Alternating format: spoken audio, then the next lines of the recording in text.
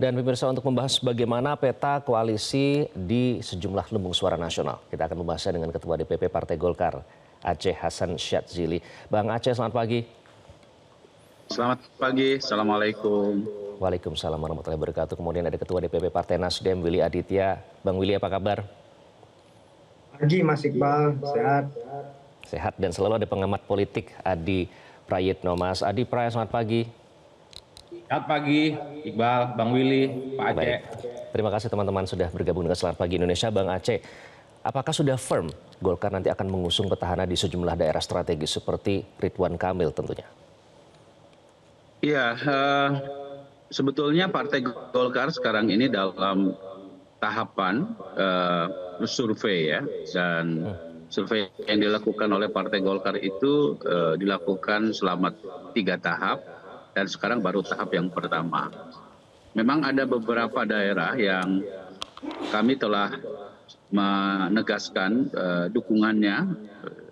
Salah satunya misalnya Jawa Timur, kita sudah firm mendukung Pak Ibu Hovifah dan Mas Emil Dardak ya. Sementara di Jawa Barat, DPD Golkar Jawa Barat sendiri telah menyatakan bahwa calon kami adalah satu-satunya Pak Ridwan Kamil, ya. Walaupun Pak Ridwan Kamil sendiri juga berpotensi untuk dicalonkan di DKI Jakarta.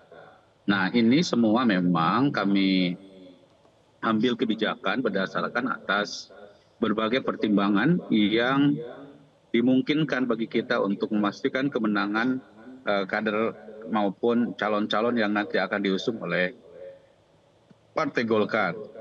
Nah, untuk di DKI Jakarta memang nama Kang Emil juga digadang-gadang, tapi tentu ini semua nanti akan dibahas bersama ya, karena bagi kami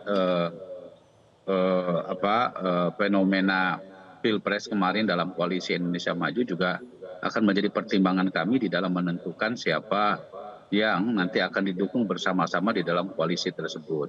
Jadi arahan dari ketua umum kami mengatakan bahwa prioritas koalisi bersama bisa dilakukan dengan Koalisi Indonesia Maju gitu ya.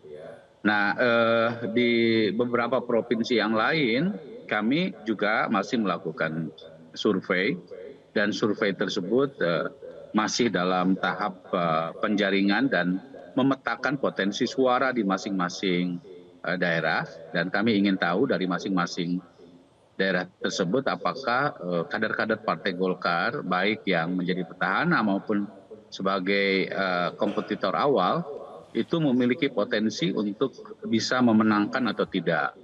Termasuk kami juga di dalam survei tersebut melakukan proses simulasi dengan memasangkan dengan berbagai figur-figur yang lain yang memang memiliki potensi dan selama ini disebut-sebut masyarakat akan maju menjadi baik calon bupati, wali kota maupun calon gubernur gitu. Jadi pada prinsipnya Partai Golkar berpegang pada mekanisme internal di mana kami sekarang melakukan survei, dan tentu nanti keputusannya akan diberikan pada saat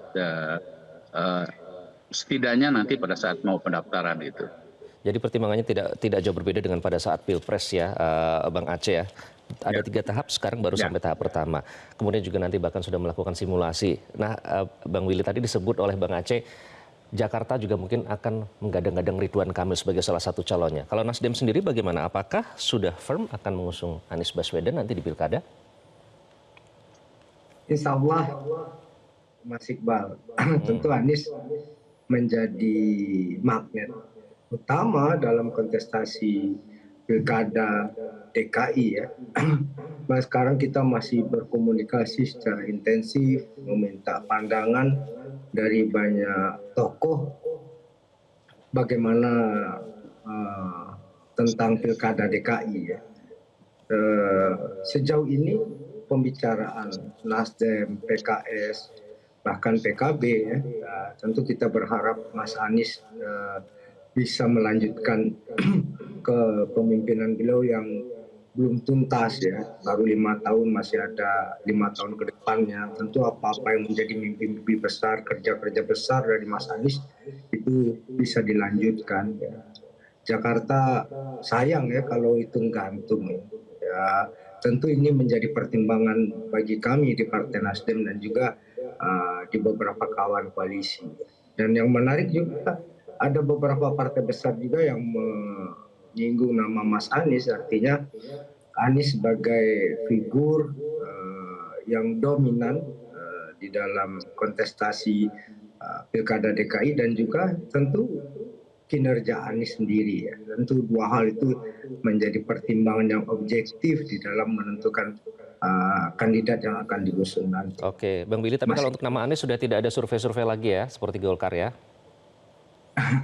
Survei tentu penting ya, bukan hanya untuk syarat pencalonan, tapi survei kan untuk mengukur bagaimana kondisi lapangan, apa yang harus dikerjakan. Ya, tentu dalam kontestasi tidak bisa peta buta, Mas Iqbal, tapi bahwasannya survei dalam kontestasi Pilkada DKI tidak menjadi syarat, itu hal yang berbeda. Tapi survei kita butuhkan sebagai variabel untuk menghitung dan menyusun strategi dan taktik dalam pengusungan. Begitu Mas Iqbal. Oke, jadi tetap akan melakukan mekanisme, ada survei di situ, termasuk simulasi ya Kang Willy ya nanti ya, seperti dilakukan oleh Bang Aceh tadi.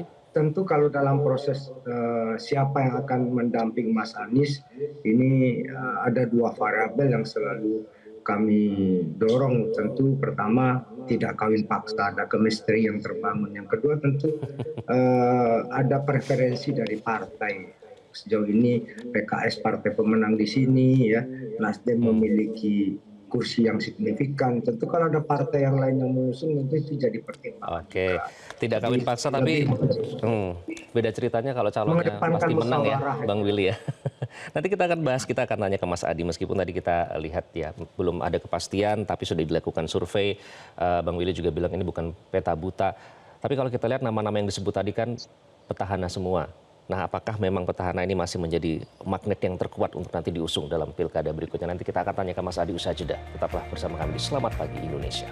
Jelajahi cara baru mendapatkan informasi. Download Metro TV Extend sekarang.